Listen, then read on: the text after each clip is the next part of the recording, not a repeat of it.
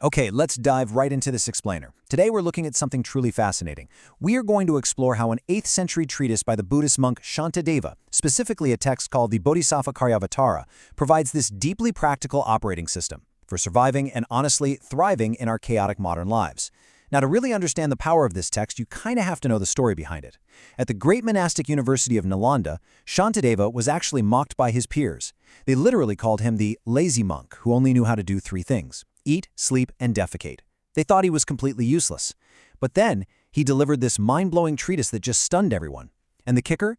He didn't write his teachings to get famous or to prove how smart he was to his bullies.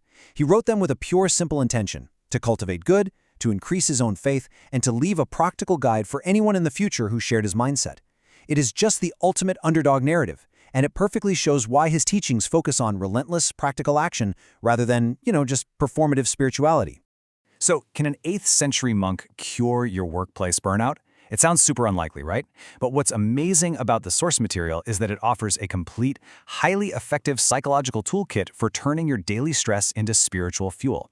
We're not talking about floaty, abstract mysticism here. We are talking about a tangible shift in how you process the intense, everyday friction of life. Sure, Shantideva wasn't dealing with overflowing Slack channels or passive-aggressive emails or unmuted microphones on a chaotic Zoom call, but the human ego, that interpersonal friction, and the deep emotional exhaustion he wrote about, it's completely identical to what causes our severe burnout today. So to really grasp how this works, we're going to explore his teachings by walking through a typical day in the life from the exact moment you wake up to the moment your head hits the pillow. But hey, before we start our day, we've got to define the core engine of Shantideva's whole philosophy.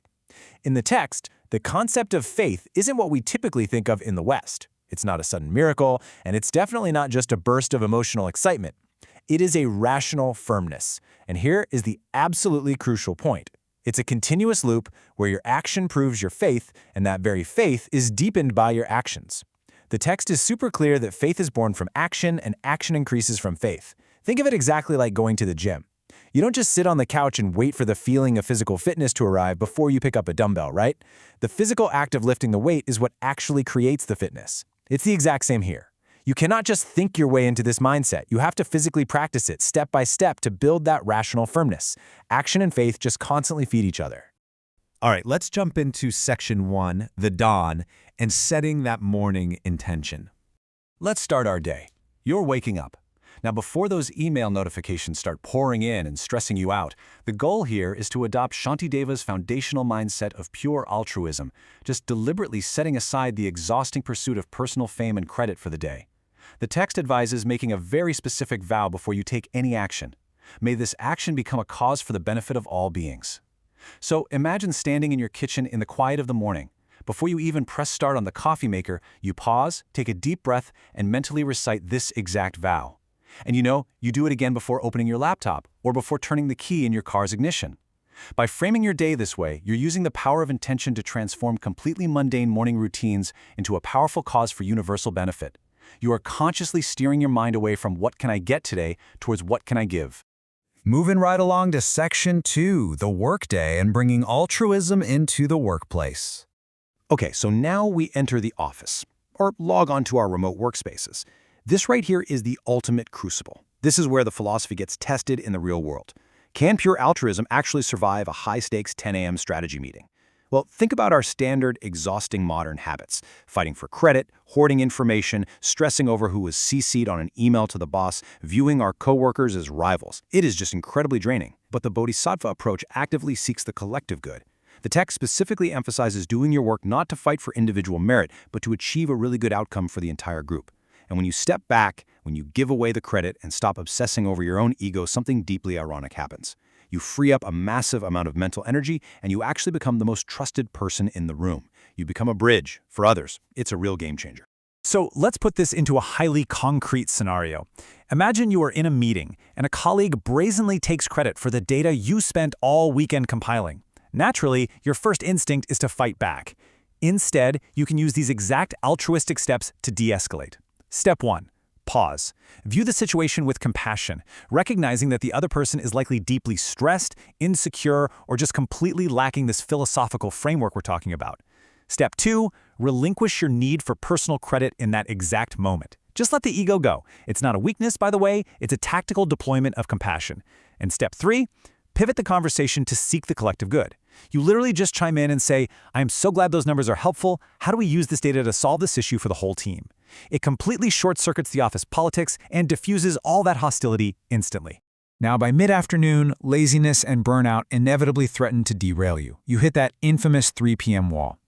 When we feel exhausted and lazy, our immediate instinct is usually to pull out our phones and endlessly scroll social media, which paradoxically just drains our inner fire even faster. So when that happens, remember this super powerful metaphor from the text. Faith is like fire. If you don't add wood, it will eventually go out. So how do we add wood? Through mindfulness and active good deeds. Doing just one deliberate, mindful thing, taking 3 conscious breaths, organizing a shared team folder, maybe spending 5 minutes mentoring a junior team member, acts as the combustible material. It is the actual wood that reignites your energy and keeps your inner fire of motivation burning brightly. But what about the truly bad moments? The text challenges us with a pretty radical reframe here. Transform suffering into the fertile soil for virtue. Let's say a massive project you manage just completely collapsed, or a high-profile client is loudly yelling at you over the phone. Instead of spiraling into anger or self-pity, you perform mental judo. When your practice is blocked by hardship, you tell yourself, this situation is the exact opportunity I need to grow my faith. I actually needed my patience tested today to grow it. You look right at the failure and think, this failure is the exact fertilizer my spiritual practice required today. May this suffering grow my good heart. It uses the heavy weight of your daily stress to actively build your emotional resilience. Which brings us to Section 3, the evening, and cultivating gentleness at home. As we leave the workplace and transition back to our domestic lives, the practice definitely doesn't stop, it just shifts its focus. Picture this. You are completely exhausted. You open your front door, the dog is immediately barking and the kids are screaming. The people we live with deserve the best version of us, not the exhausted leftovers of our workday. Integrating these specific actions into your family life is your real spiritual test. Because let's be honest, it's easy to be nice to a boss who pays you.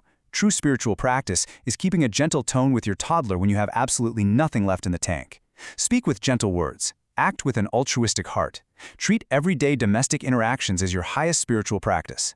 The whole goal is to ensure that the people closest to you become the direct beneficiaries of your growing faith, rather than the victims of your workplace stress.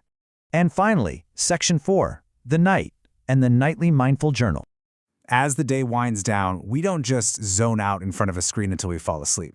We close the loop with a period of active reflection to evaluate exactly how our actions throughout the day impacted our mindset. This is where the practice really solidifies. Grab a physical notebook and ask yourself these precise journaling questions directly inspired by the source material. But here's the catch. You have to be brutally honest with the mechanics of your answers. Don't just write yes or no. Write down exactly how you served as a bridge today when you helped Sarah with her complicated spreadsheet. Write down exactly how that massive server crash at 2 p.m. became a cause for virtue because it taught you patience. You are actively examining the connection between what you did today and how your inner faith has actually evolved. You're basically checking the math on that loop of faith and action we discussed at the very beginning. The great scholar Tsongkhapa perfectly summarized the goal of this entire blueprint when he said, "Faith is the door to merit. Faith grows all good roots." Think about how roots work in nature. They take a long, long time to grow deep beneath the dark soil, before the massive tree is ever visible above ground. In the exact same way, these daily, quiet, unseen altruistic acts eventually yield a massive, highly visible change in your baseline happiness and your resilience. It completely confirms that this rational, action-oriented belief system isn't just some temporary coping mechanism for burnout, it's the absolute foundation for cultivating a truly fulfilling and awakened life. Faith starts it, action sustains it, vows solidify it, wisdom completes it. You really don't need to flee society and retreat to an 8th century monastery to find clarity or enlightenment. Your chaotic, highly stressful modern life is actually the perfect training ground. Every single day, with every difficult coworker and every frustrating commute, you are presented with a tangible opportunity for this awakening. So having seen this blueprint for turning daily chaos into profound clarity, when your alarm goes off tomorrow morning, what vow will you make before your feet even hit the floor?